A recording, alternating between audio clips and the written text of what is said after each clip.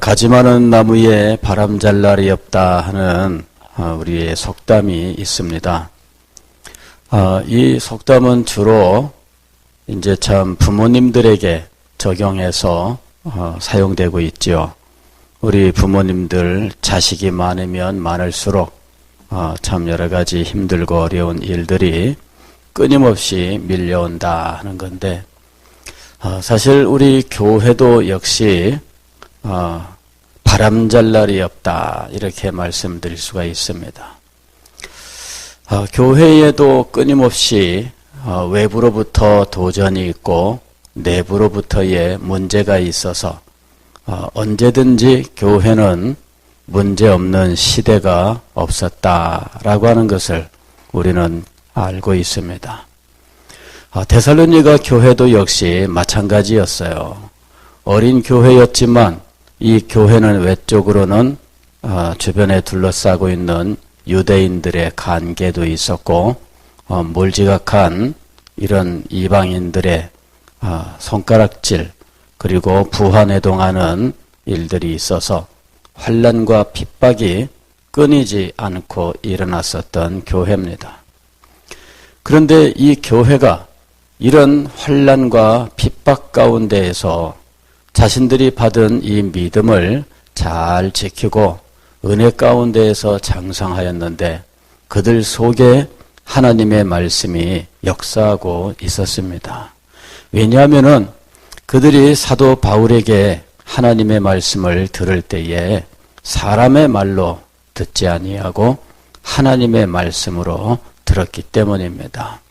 그 말씀이 그들 속에서 역사하여서 믿음과 소망과 사랑이 그 속에서 넘쳐나는데 어린 교회지만 당차게 모든 외적인 도전들을 대항해서 굳게 서는 교회가 되었습니다. 그런데 이 교회 안에 내적으로 또 다른 문제가 생겼어요. 그것은 잘못된 교훈이 이 교회 안에 생기게 되었고 이 잘못된 교훈을 주장하는 이 사람들이 교회를 어지럽히고 있었던 것입니다. 그리고 일부는 이 교훈을 따라서 움직이는 상황이 되었어요. 그러니 사도 바울이 이 교회에 대해서 이제 이 잘못된 가르침을 바르게 세워야 되는데 데살로니가 후서는 바로 이 문제를 다루고 있습니다. 외적인 환난에 대하여는 이 교회가 잘 견디고 이겨내고 있었는데 내부의 문제가 새롭게 등장하면서 그나마 세워지던 이 교회가 큰 위기를 맞이하게 된 것입니다. 자, 이들이 직면한 잘못된 교훈은 종말에 대한 교훈이었습니다. 즉 예수 그리스도의 재림의 시기에 대해서 그때의 여러 징조들에 대하여 잘못된 가르침이 있었고 이 잘못된 가르침 때문에 성도들의 삶이 흔들리는 일이 벌어지게 되었고 교회는 교회의 그 아름다움을 지금 상실할 상황에 처해 있었던 것입니다. 지상에 있는 교회는 바람 잘 날이 없습니다. 언제나 문제가 오고 이 문제를 이겨내는가 싶으면 또 다른 문제가 생기고 이것을 해결했는가 싶으면 또 다른 일들이 숨가쁘게 일어나고 있습니다. 자, 이럴 때에 우리는 무엇을 위하여 하나님 앞에 기도할 수 있을까? 사도 바울은 데살로니가 교회를 위해 기도하면서 오늘 우리들에게도 역시 동일한 기도를 하도록 우리에게 가르치고 있다는 것이죠. 우리가 읽은 16절 말씀을 보게 되면 우리 주 예수 그리스도와 우리를 사랑하시고 영원한 위로와 좋은 소망을 은혜로 주신 하나님 우리 아버지께서 예수 그리스도께 그리고 하나님 아버지께 간구하는데 그리스도께서 하나님 아버지께서 무엇을 해 주시기를 간구하느냐 하면 너희 마음을 위로하시고 또 모든 선한 일과 말에 굳건하게 하시기를 이거를 지금 간구하고 있는 거예요. 위로와 굳건함, 이 두 가지가 지금 사도 바울이 바람잘 날이 없는 이 숨가쁘게 이어지는 이 문제들 속에서 지금 이 문제를 붙들고 씨름하고 있는 데살로니가 교회를 위한 기도 제목이었던 것이죠. 위로와 굳셈이라고 하는 것은 사실은 함께 있어요. 위로가 없으면 넘어지고 부서지고 포기하고 이렇게 될 수밖에 없잖아요. 그 위로가 있으면 다시 세워지고 다시 결심을 하고 그래 한번 해보자 이런 마음을 갖게 되잖아요. 그래서 위로와 굳셈이라고 하는 것은 한 짝이 되어 있는 거예요. 사도 바울은 바람잘 날이 없는 이 데살로니가 교회를 위해서 위로와 굳셈 두 가지를 위해서 하나님 앞에 기도를 했습니다. 사실 위로를 이야기한다면 우리들도 위로가 필요해요. 오늘 우리 찬양팀 찬양하는데 참 우리 찬양팀 위로가 필요합니다. 그죠? 예. 위로와 격려가 필요해요. 우리 황영민 집사님 참 인도하면서 힘들어하는 모습을 역력하게 느낄 수가 있었습니다. 위로가 필요해요. 이 다들 사정은 이해를 하지요. 바쁜 일도 있고 회사 일도 있고 뭐 가정에 여러 가지 어떤 일들도 생기고 우리가 다 이해를 해요. 그러나 같이 서던 사람들이 계속해서 문제가 생기고 설 수 없게 된다면 이것은 지금 큰 문제인 거예요. 왜 이럴까? 우리는 그 이유를 생각을 해야 돼요. 그냥 우리가 이 세상을 살다 보니까 이런 일들이 우연히 겹칠 수 있겠죠. 그러나 우리는 조금 더 생각해야 됩니다. 이런 일들이 우연히 일어나는 것은 아닙니다. 하나님께서 참새 한 마리도 그냥 땅에 떨어지지 않게 하시는데 우리들 가운데 이런 일들이 그냥 일어날 리가 없습니다. 우리는 하나님의 뜻을 알아야 돼요. 우리 찬양팀도 정말 뜻을 알아야 돼요. 가지가지 일들이 엮여 있기 때문에 우리는 그것에 대해서 이렇다 저렇다 말할 수는 없습니다. 그러나 분명한 것은 이 문제는 기도가 필요한 문제다 하는 거예요. 기도가 정말 필요해요. 그리고 우리의 기도와 더불어서 위로가 필요합니다. 위로. 우리 황유면 집사님 위로가 필요해요. 여러분 격려해 주시고 그 다음에 힘을 낼 수 있도록 여러분이 열심히 기도해 주시기를 바랍니다. 또 여기 뭐 드럼을 치고 있는 우리 집사님 또 이 기타 베이스 이거 치면서 지금 그 자리를 지키고 있잖아요. 저는 이 자리를 지키고 있는 이 일이 얼마나 소중한 일인지 여러분 이거는 정말 아름다운 거예요. 다 떠나갈지라도 그 자리를 지키고 있었던 사람 때문에 거기에서 다시 싹이 나고 거기에서 다시 무성하게 자라나는 이 회복의 역사가 있게 되는 거예요. 그래서 그 자리를 굳세게 지키는 것이 정말 중요해요. 정말 힘들고 어렵지요. 고통스럽지요. 나도 다 다른 사람들처럼 좀 안 아픈가? 그죠? 저도 그런 생각한 적이 있었어요. 나는 왜 아프지도 않아? 나도 좀 아파가지고 좀 빠졌으면 좋겠다. 그죠? 다른 핑계는 없으니까. 다른 핑계는 없으니까 나도 좀 아파가지고 좀 빠졌으면 좋겠다. 나는 어디 좀 적당하게 좀 사고가 안 나나? 이거죠. 적당하게 사고가 나가지고 한 며칠 좀 자, 여러분 우린 정말 그런 때가 있어요. 그런 때가 있어요. 가정에 우리 주부들 집안일을 하다 보면은 정말 주부들 위로가 필요합니다. 예.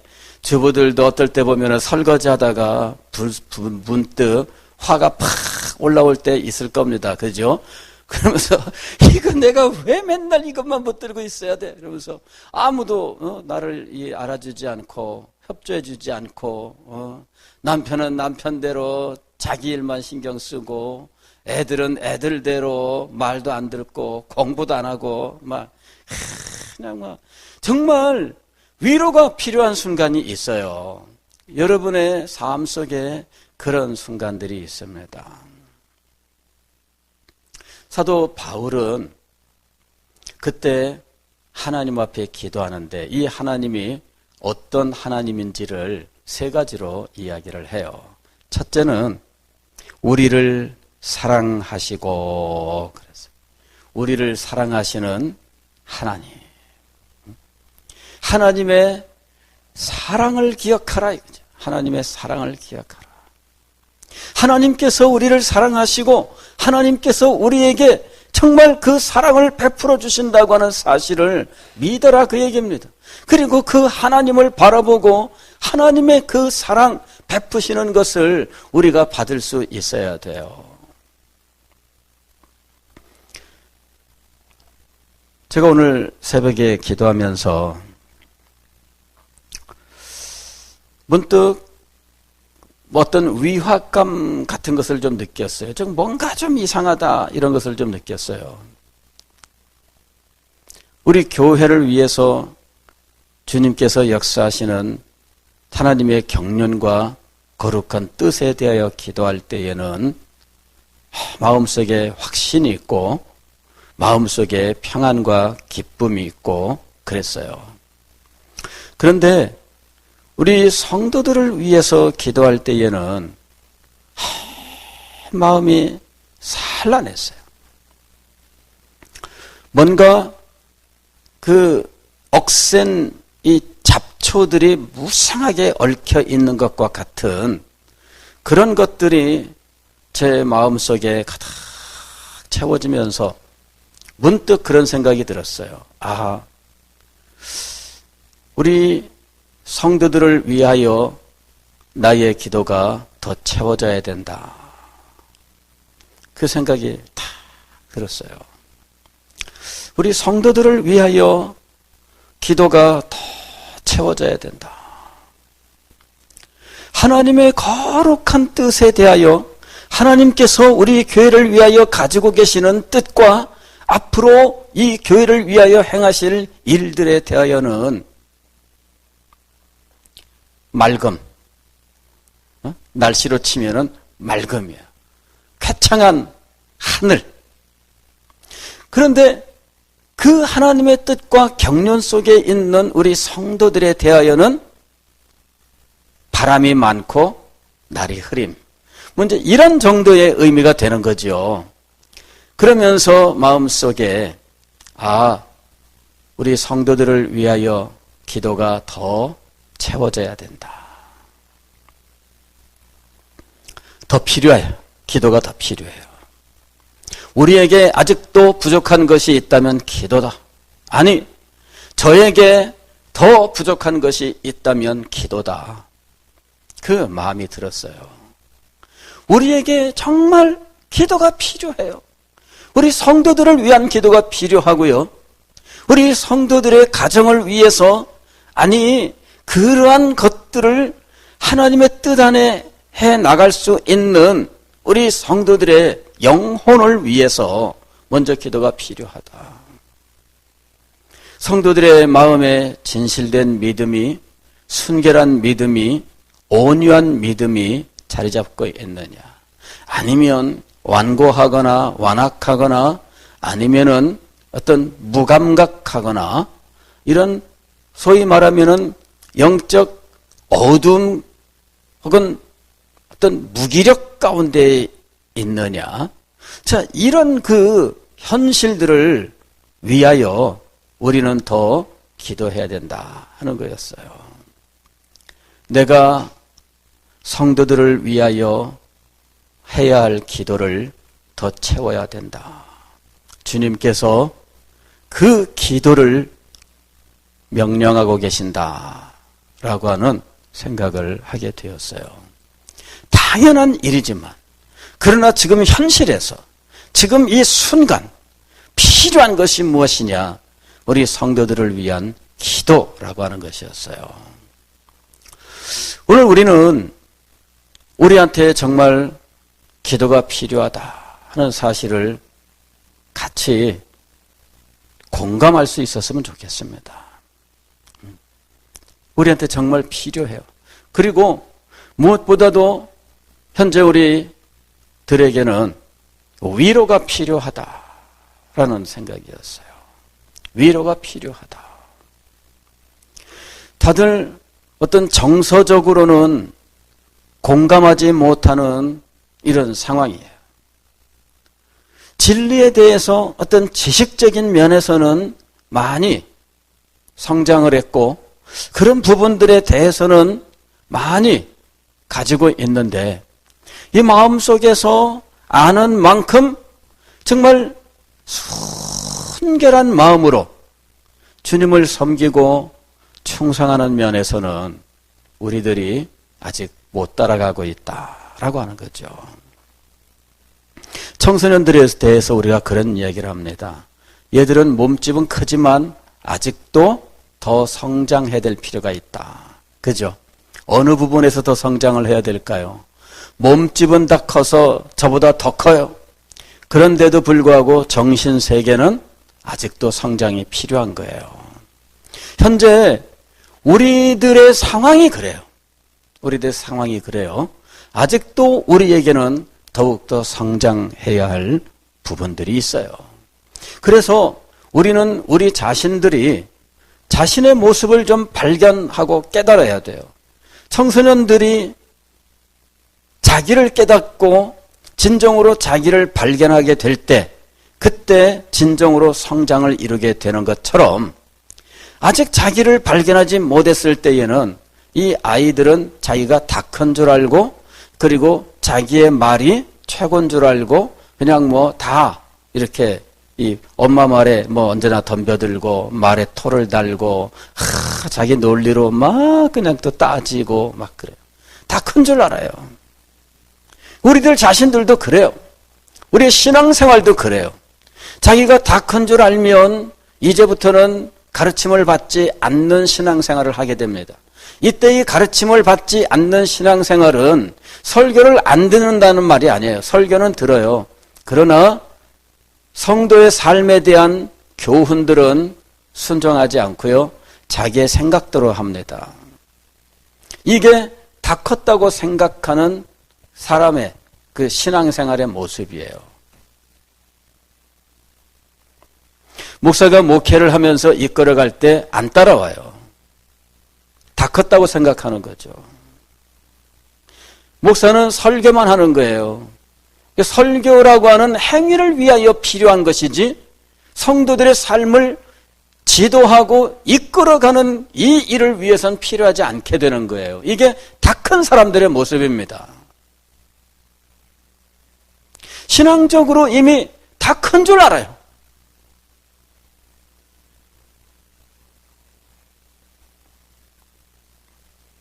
여러분, 오늘 우리는 기도가 필요한 사람들이에요. 그리고 우리가 서로를 위하여 기도가 필요한 사람들이에요. 자기 하나의 문제에 집착을 하고 거기만 매여서 그 문제 이상을 나아가지 못하는 이런 신앙생활, 그런 모습을 벗어버려야 돼요. 나도 문제가 있지만 다른 형제 자매를 위해서 기도할 줄 알아야 돼요. 함께 기도하면서 함께 하나님 앞에 나아가고 함께 하나님의 은혜를 입어야 돼요. 저는 우리 성도들이 정말 하나님의 위로가 필요하구나 하는 것을 잘감합니다. 오늘 이 말씀을 묵상하면서도 이 바람잘 날이 없는 교회를 위하여 사도가 위로와 굳셈을 위해서 기도했는데 저 같으면 아마 굳셈에 대해서만 말을 했을 것 같아요. 저희의 사고방식은 문제가 있으면 직면하고 어려우면 극복하고 하면 이런 식의 그런 식의 사고방식으로 충만해 있어요, 사실은. 그런데 제가 이 말씀을 묵상하다가 아하, 나에게 부족한 것은 바로 이거다. 분투하고 하는 면에서는 제가 강해요. 그런데 위로하는 면에서는 내가 좀 부족했구나. 이 말씀을 묵상하면서 문득 이것에 균형이 없었다 하는 생각이 좀 들었어요. 하나님께서도 우리에게 역사하실 때 이 두 가지로 역사를 하시겠다 하는 생각이 들었습니다. 단지 그냥 굳세게 버티기만 해, 그 자리에서 물러나면 안 돼, 이렇게만 말하는 것이 아니라 그 사람이 그곳에서 견딜 수 있기 위해서는 위로라고 하는 것이 필요하구나 하는 것을 알게 된 거죠. 위로가 임하게 되면 우리의 마음은 후련해지면서 그래, 이제부터는 내가 새로운 마음을 가지고 다시 한번 도전하는 거야, 이런 생각을 하잖아요. 그 위로가 없으면은 그 자리에서 버티는 것이 얼마나 힘들고 어려운지 몰라요. 그런데 위로가 임하면은 그 힘들고 어려움이 다 사라지면서 그래, 내가 다시 한번 일어나 보자, 그러면서 일어나게 되는 거예요. 바로 이거구나.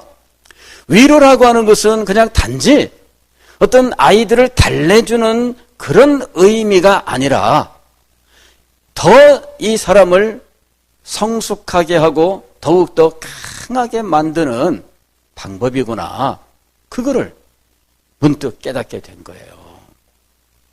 사도 바울이 왜 위로를 얘기했을까? 이 문제를 겪고 이 거듭되는 문제 속에서 아마도 이 데살로니가 교회 성도들 가운데에는 어떤 피곤함을 느끼는 사람들이 있을 수 있다는 거죠. 반복되는 문제, 피곤함을 느끼고 어려움을 느끼고 이러면서 무기력함을 느끼면서 나도 모든 걸 좀 버리고 나도 좀 벗어나고 싶다, 이런 생각들을 할 수가 있다는 거예요. 그럴 때 그가 받은 사명을 더 굳게 붙들게 하는 방법은 위로라고 하는 것이죠. 위로. 오늘 이 밤에 우리를 사랑하시는 하나님께서 우리 모두를 위로해 주시기를 주의 이름으로 축원합니다. 하나님의 위로가 있어야 돼요. 우리가 여러 가지로 힘들고 어려워요. 교회일 뿐만 아니잖아요. 우리가 가정생활에서도 가지가지 힘들고 어려운 일들이 있고요. 또 사회생활에서도 가지가지 어려운 문제가 있습니다. 자, 이럴 때에 우리가 그리스도인으로서 내가 이 문제들에 어떻게 해야 될까 많이 생각하지 않겠습니까?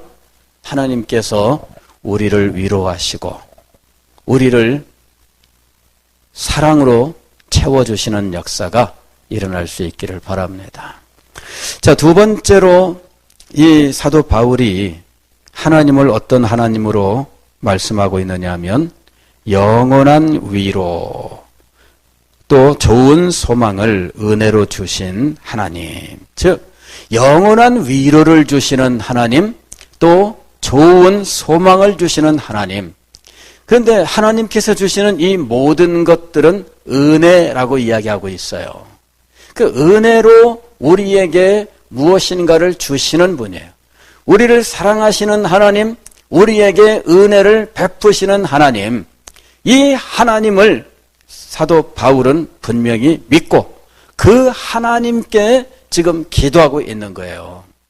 세 번째로는 하나님께서 우리에게 은혜로 주시는 것들이 무엇이냐면 위로와 소망이에요. 위로와 소망.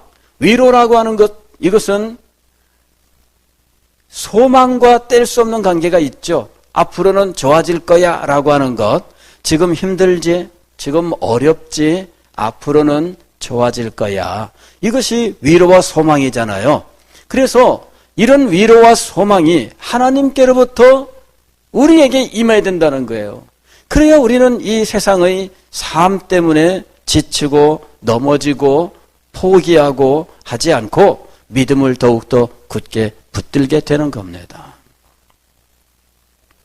사도 바울은 하나님 앞에 두 가지를 위해서 기도했어요. 위로에 대해서, 굳셈에 대해서. 그런데 이 위로와 굳셈과 연결되는 하나님의 모습을 세 가지로 이야기했어요. 하나는 우리를 사랑하시는 하나님, 두 번째로는 은혜로 주시는 하나님, 그리고 하나님께서 주시는 것은 영원한 위로와 좋은 소망이에요. 이 하나님을 믿고 이 하나님 앞에 간구하는데 하나님께서 위로를 주시고 굳세게 하셔서 이 교회를 아름답게 세우시고 이 교회를 통해서 하나님의 거룩한 뜻을 이루셨는 줄 믿습니다. 오늘 이 놀라운 역사가 오늘 우리 서대신 교회에 또한 우리들 가운데에 임할 수 있기를 바랍니다. 우리 주님께서 역사하시면 여러분 무슨 일이든 일어날 수 있습니다. 우리 주님께서 기뻐하시면 우리들의 삶 속에 놀라운 이적이 나타날 줄 믿습니다. 하나님이 기뻐하시면 예수님 만난 사람이 그렇게 고백했잖아요. 주께서 원하시면 주께서 기뻐하시면 일어날 줄 믿습니다. 주께서 기뻐하시면 변화될 줄 믿습니다. 주께서 기뻐하시면 놀라운 역사가 일어나요.